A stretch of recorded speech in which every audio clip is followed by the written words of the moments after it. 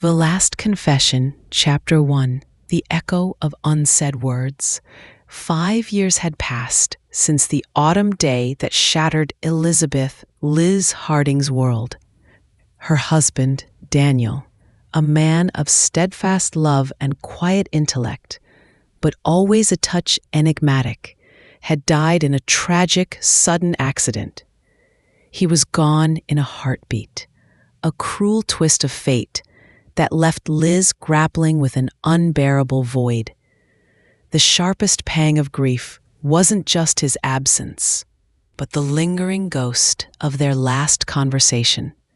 They had argued that morning, a petty disagreement over forgotten bills, harsh words exchanged, and no time for reconciliation.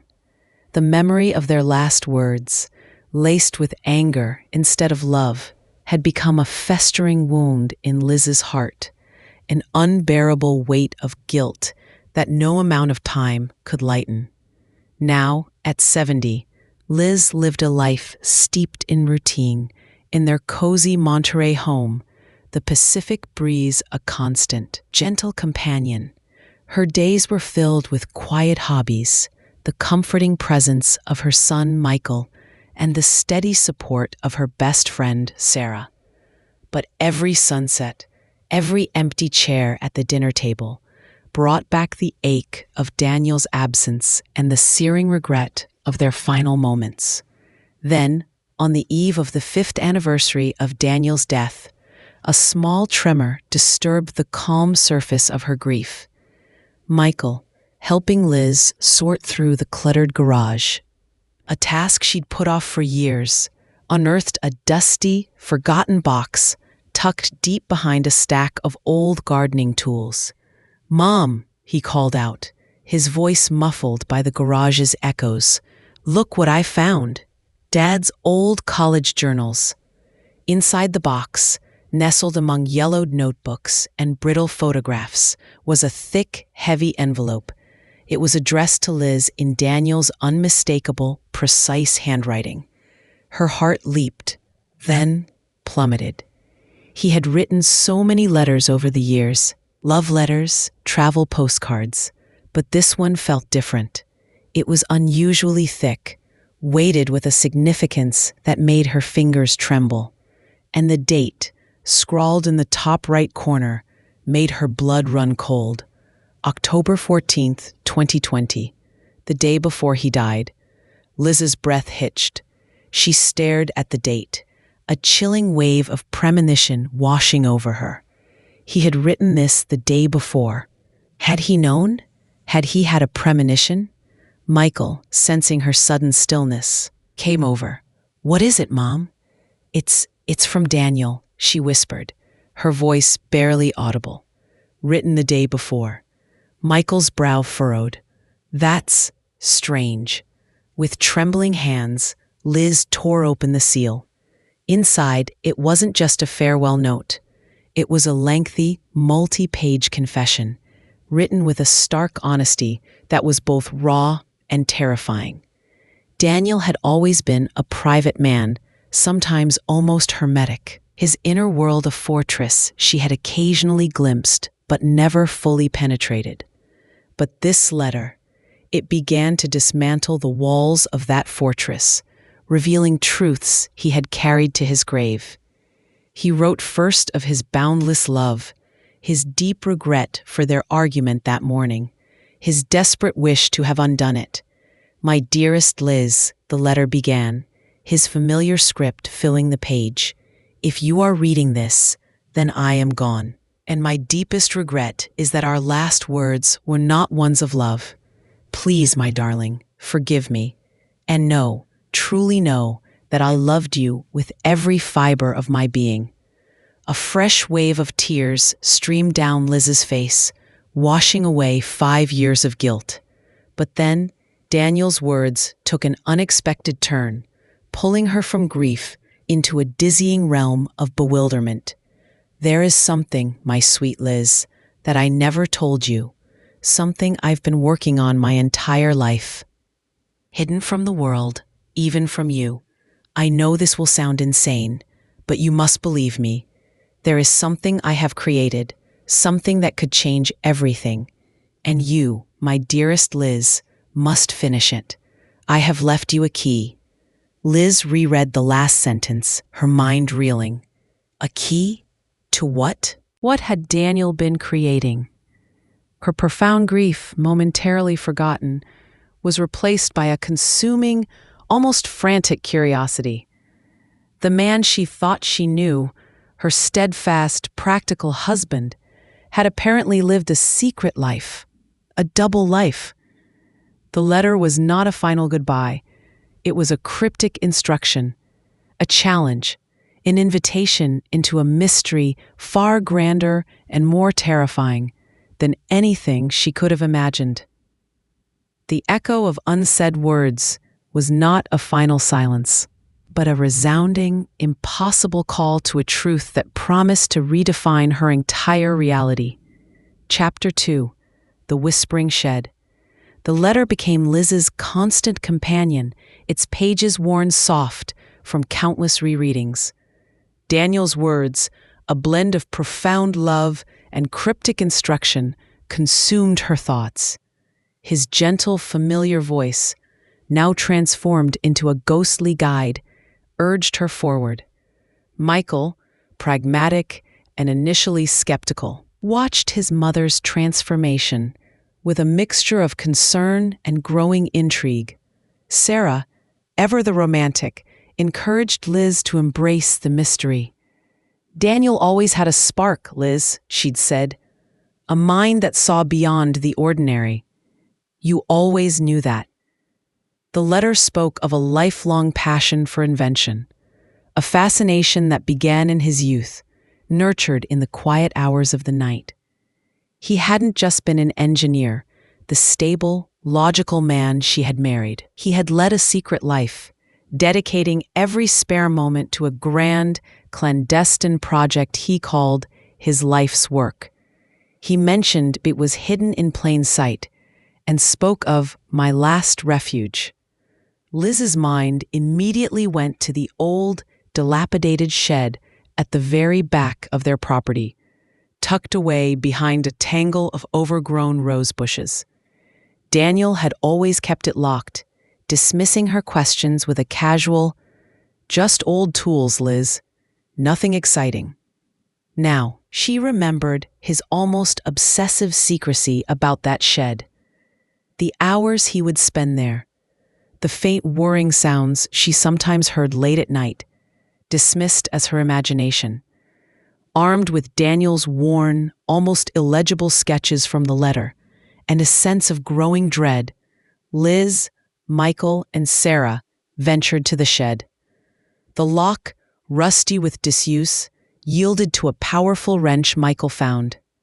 The air inside was thick with dust, the scent of metal and aged wood, and a faint, almost electric tang. Old tools indeed hung on the walls, but piled haphazardly in the center were stacks of strange, intricate diagrams, coiled wires, and components Liz didn't recognize. "This is not just a tool shed," Michael muttered, his skepticism dissolving into awe. Behind a rickety workbench, half hidden by tarps and forgotten paint cans, Liz noticed a faint seam in the concrete floor. A closer inspection revealed a cleverly disguised trapdoor with a small, almost invisible brass ring. This had to be it. This was his last refuge. With a combined effort, they strained against the heavy trapdoor. It creaked open, revealing a set of narrow wooden steps leading down into a small, cool, subterranean chamber. The air was cleaner here, almost sterile, filled with the faint hum of electronics, despite being powered down. Inside, the sight took Liz's breath away. Not just blueprints, but a vast, unfinished, complex machine. It looked like something ripped from a science fiction novel. A metallic sphere surrounded by an intricate web of wires, optical lenses, and glowing crystals. It hummed with a dormant power, its purpose utterly baffling. Liz ran her fingers over its cold, smooth surface, a profound sense of awe and terror washing over her. The letter, now clutched in her hand, suddenly made sense. "This is it, Liz." Daniel's words seemed to whisper from the pages. "My life's work. I believe I have found a way to record and relive human memories, to preserve the essence of a moment, an emotion, even a personality, beyond the fleeting nature of time." He explained that his obsession began after his own father's unexpected death years ago, a loss that had left him with so many unspoken questions, a desperate yearning to reclaim fragments of a life cut short. He wanted to preserve memories, to cheat the finality of death.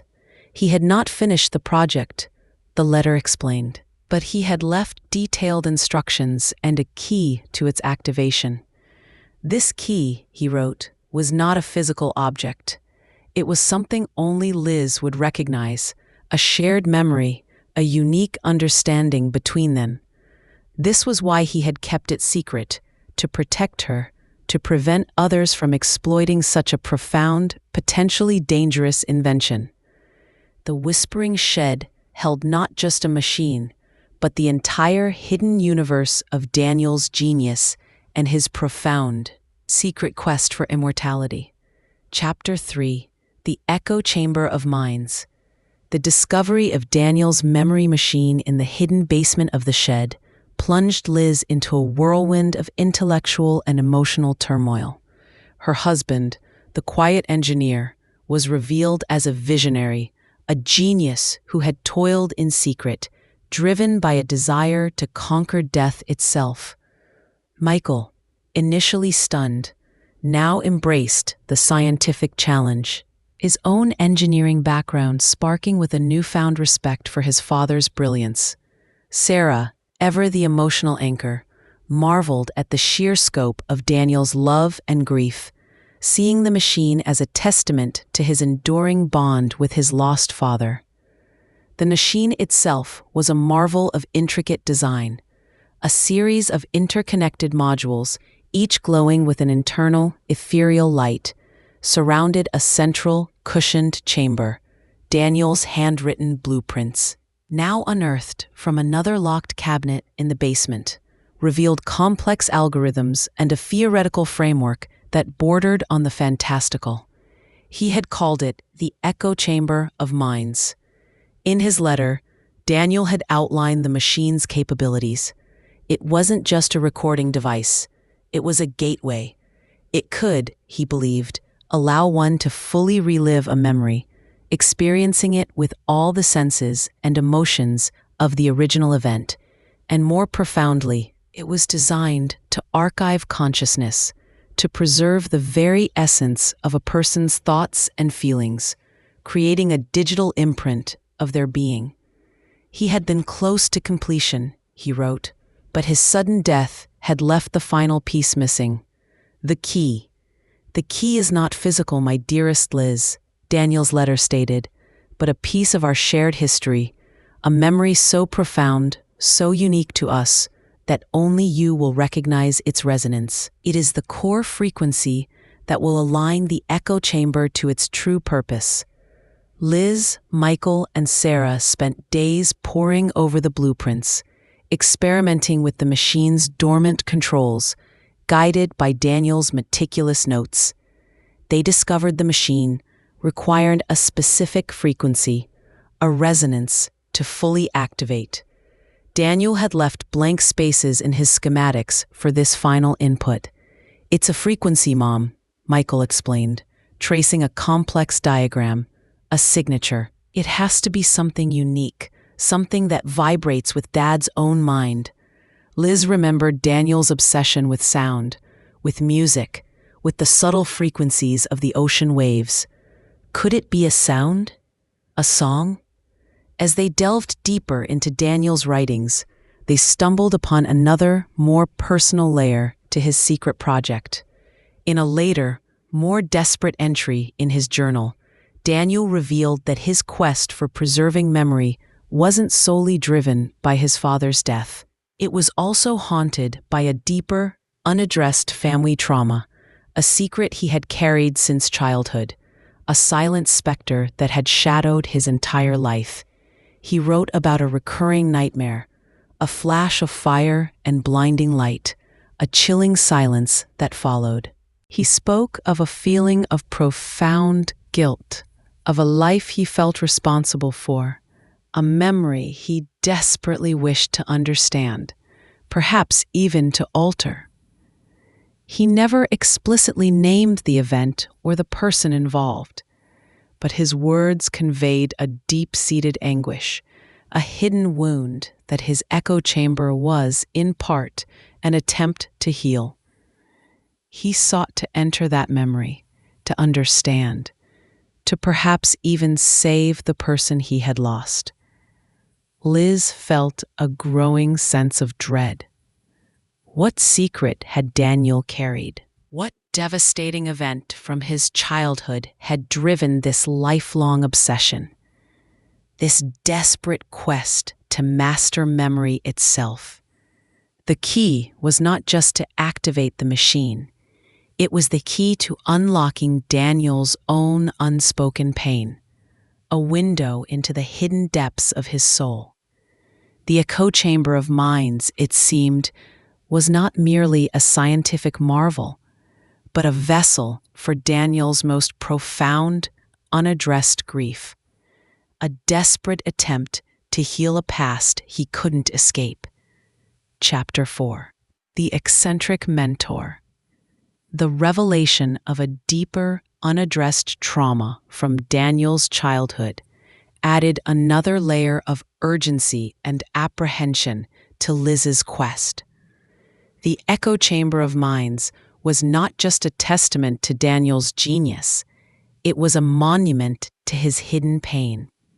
The key, she now understood, was not just about activating the machine, but about unlocking a secret Daniel had carried for a lifetime. Daniel's journal entries, increasingly fragmented in his final weeks, repeatedly mentioned a name, Julian Blackwood.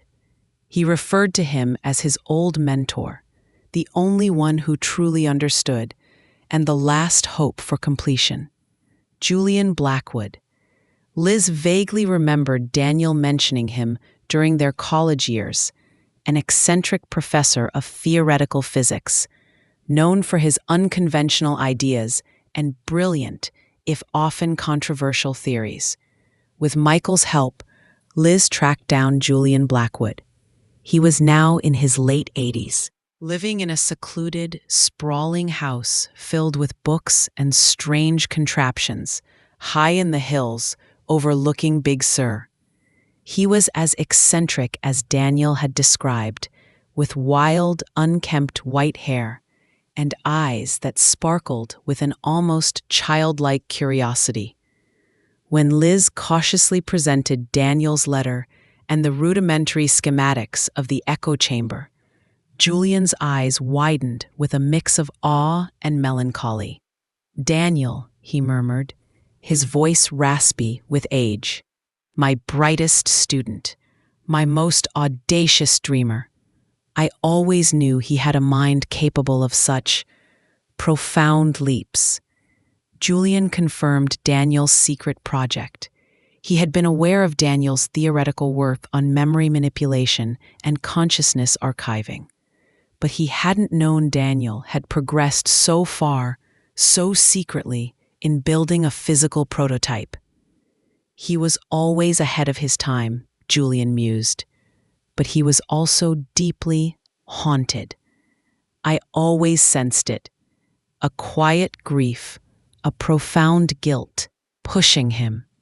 He never spoke of it directly, but his work was his attempt to grapple with it. Julian, captivated by the sheer ingenuity of Daniel's machine, readily agreed to help Liz finish it. Together, they spent weeks in the hidden basement. Julian's vast knowledge of theoretical physics and neurocircuitry complementing Daniel's raw, intuitive genius. He explained the missing frequency, the key. It's not just a numerical value, Liz, Julian explained. It's an emotional frequency, the resonant frequency of Daniel's most deeply felt memory, the one he intended to finally confront through this machine. It's what links his consciousness to the chamber. As they worked, Liz remembered more fragments from Daniel's letter. He had confessed that their argument on the day he died wasn't just about forgotten bills. He had been trying to tell her something else. "I wanted to tell you about the machine, Liz," the letter read, "to finally share my life's secret, to ask for your understanding. That the words, they failed me. I was afraid you would think I was mad, or that I would put you in danger.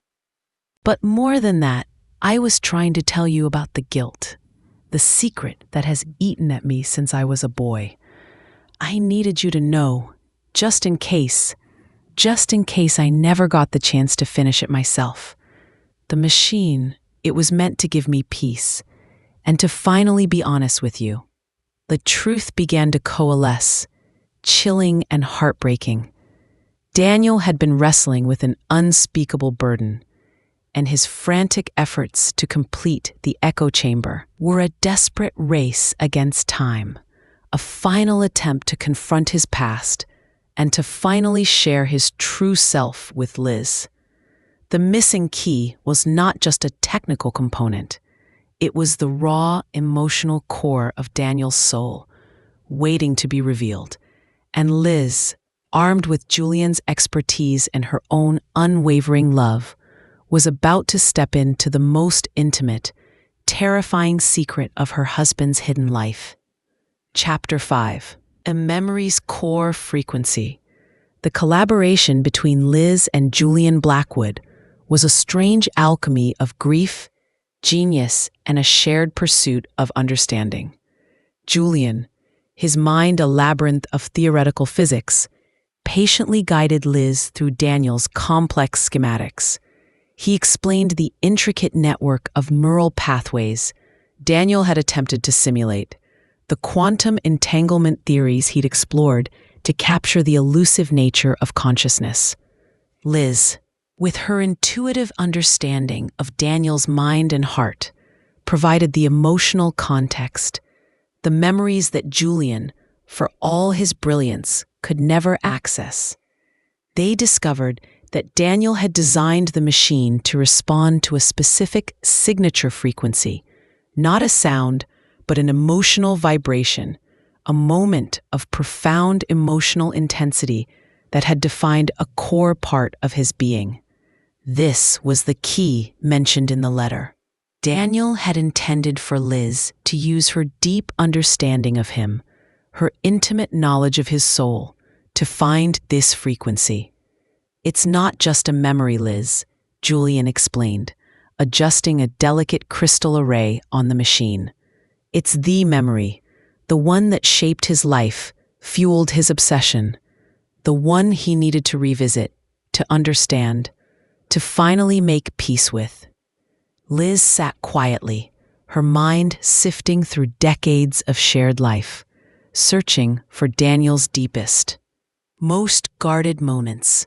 She thought of his quiet intensity, his occasional flashes of melancholy, his almost obsessive focus on the future, as if trying to outrun a past he couldn't articulate. Then a memory surfaced, cold and sharp. Daniel's younger sister, Clara. She had died tragically young, at age 7, in a house fire when Daniel was just 10. He had rarely spoken of it, always changing the subject, his face closing off whenever her name was mentioned. The official story was a faulty electrical wire, but Liz remembered Daniel's reaction years later when a news report about a similar fire came on TV. He'd bolted from the room, pale and shaking. He had always been prone to intense bouts of self-blame, a profound, unshakable guilt over things beyond his control. Could Clara's death be the core memory? The unspoken trauma that had fueled his entire life's work? The idea sent a shiver down Liz's spine. Daniel, the man who wanted to cheat death, had first lost a beloved sister to a sudden, devastating tragedy. She found a crumpled, faded photograph in Daniel's personal effects, a picture of a smiling little girl with bright, mischievous eyes. Clara. On the back, in Daniel's juvenile hand, was scrawled, "My sweet Clara, I should have saved you." This was it. This was the emotional frequency. Guilt, despair, unresolved love. Liz explained her theory to Julian. His eyes, typically sharp with scientific inquiry, softened with a profound understanding. "He never processed it, Liz," Julian said gently. "He buried it, and it became the engine of his genius. He wasn't just trying to preserve memories. He was trying to understand, perhaps even to undo, that one defining moment." They recalibrated the machine, inputting the emotional markers Liz described, focusing its energy on the core frequency of profound, unaddressed grief and guilt. The spherical chamber began to hum, a low, resonant thrum that vibrated through the floor. Lights pulsed within the crystalline structure, casting an ethereal glow on the walls of the hidden basement. "It's ready, Liz," Julian said, his voice hushed with reverence. "Daniel left a specific memory signature for you. A final message. It will be the first memory the machine projects." With a deep, trembling breath, Liz stepped into the central chamber. The air crackled with a silent energy. She closed her eyes, clutching Daniel's letter to her chest. She was about to enter the deepest, most guarded sanctuary of her husband's mind, to confront the secret that had shadowed his genius, and to finally understand the hidden landscape of his heart. The memory's core frequency hummed around her, pulling her into a past she never knew, a truth that promised to redefine her husband and her own enduring love. Chapter 6. The Flames of Memory. The hum of the echo chamber enveloped Liz, growing in intensity, a low, resonant thrum that vibrated through her very bones. Julian's voice, a distant whisper, reminded her, "Trust the machine, Liz. Trust Daniel." She closed her eyes, and the world dissolved into a swirling vortex of colors and sensations. Then a sudden jarring shift. The air grew cold, sharp with the scent of wood smoke and a faint metallic tang. She was standing in a small, cramped kitchen. The linoleum floor was familiar, the old, chipped porcelain sink, the faded floral wallpaper. It was Daniel's childhood home. She saw a young Daniel, no more than 10, his face smudged with dirt, his bright, inquisitive eyes wide with a mixture of excitement and mischief. He was holding a small, battery-operated toy car. A voice, high-pitched and clear, giggled from another room. "Daniel, get the car. It's my turn." "Clara." Liz watched as the memory unfolded around her, vivid, real, almost tangible. She was not merely observing. She was there, a silent, unseen presence. Young Daniel chuckled, a sound that brought a fresh wave of grief to Liz. He set the toy car on the floor and pushed it towards the kitchen door. Then a sudden, blinding flash, a spark from the old, faulty electrical outlet behind the refrigerator, a small puff of smoke. Young Daniel's eyes widened in terror. He saw it. He shouted, "Mom! Fire!" Panic erupted. The memory accelerated. Liz saw a woman, Daniel's mother, rushing into the kitchen, her face contorted in fear. She grabbed Daniel, pulling him towards the back door. "Clara! Where's Clara?" The house was filling with smoke, thick and acrid. Liz heard Clara's terrified screams from upstairs. Daniel's mother pulled him out, desperately shouting for Clara. Daniel, small and helpless, struggled against his mother's grip, his eyes fixed on the smoke-filled doorway, tears streaming down his face. "Clara! Clara!" he screamed, his voice raw with despair. The memory ended abruptly, not with Clara's rescue, but with the inferno consuming the house, the wail of sirens in the distance, and young Daniel's face, etched with a profound, soul-searing guilt. Liz jolted back into the echo chamber, gasping for air. The hum of the machine slowly subsided. She was trembling, tears streaming down her face, the acrid scent of smoke still lingering in her nostrils. Julian was by her side instantly, his face etched with concern. "What did you see, Liz?" he asked gently. "Clara," she choked out, her voice raw. "The fire. He saw it. He thought it was his fault. He tried to save her." Julian nodded slowly. "He told me, indirectly, that he was the last one to see her before the fire. He was playing with her. He left for a moment, and then he carried that guilt, Liz, for his entire life. The machine, it was his attempt to go back, to understand, to perhaps to save her, even if only in his mind." Liz remembered Daniel's words from the letter. "I know this will sound insane. There is something I have created. I know I am gone, but you, my dearest Liz, must finish it. I left you a key. The truth is, I was trying to tell you about the guilt. The secret that has eaten at me since I was a boy. I needed you to know." The pieces clicked into place, forming a complete, heartbreaking picture. Daniel's life's work, his genius, his secrecy, his occasional melancholia, his drive to cheat death, his final unspoken words of that last argument. It was all tethered to that one traumatic memory. He hadn't been able to save Clara, and that inability had haunted him, fueling his desperate quest to save memories, to outrun the finality of loss, and to finally find a way to make peace with his past. He had built a legacy out of grief, a profound monument to a love that transcended time. The letter, his last confession, was not just a farewell. It was his final, most profound act of love, his final attempt to make her understand the depth of his soul, to show her the hidden pain that had shaped him, and to finally release himself from the burden of guilt by sharing it with the woman he loved. The echo chamber hummed, not with the echoes of despair, but with the quiet resonance of a love that had, at last, found its complete understanding. Chapter 7. A Legacy of Love and Light. The immediate aftermath of witnessing Daniel's core memory left Liz raw and emotionally drained. The smoke of the past still clung to her, the image of young Daniel's terrified face seared into her mind.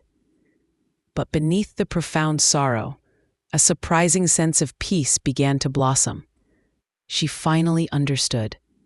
Daniel's genius wasn't born of cold ambition. It was forged in the crucible of unimaginable grief and a lifelong burden of guilt. His secret life, his obsession with the memory machine, was a testament to his profound love for his lost sister, Clara, and a desperate, beautiful attempt to find healing. She spent days rereading Daniel's final letter, each word now resonating with a deeper meaning. "I know this will sound insane, but you must believe me. I was trying to tell you about the guilt. I needed you to know, just in case.